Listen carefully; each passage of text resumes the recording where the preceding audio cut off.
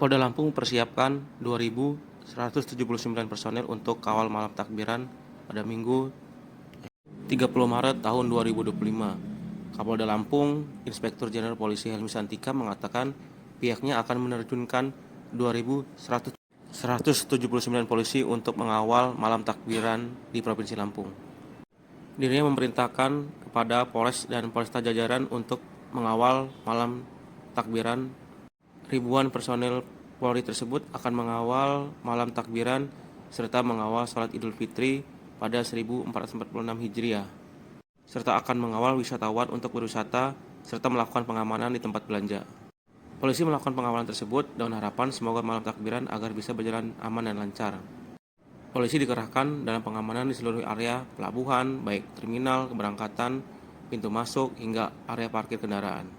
Ia berharap masyarakat agar merayakan takbiran di masjid terdekat.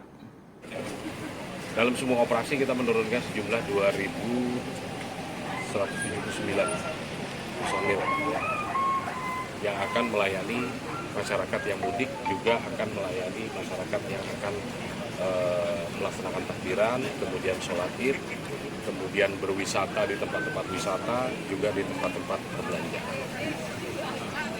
Harapan kita semua semoga ini bisa berjalan aman dan lancar, dan menjelang atau pada saat malam takbiran saya menghimbau mari kita rayakan di masjid saja, di tempat, tidak perlu konvoi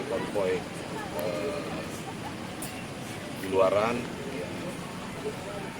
Kita rayakan malam takbiran itu di tempat-tempat atau di masjid-masjid yang ada di sekitar. SDP akan menjawab.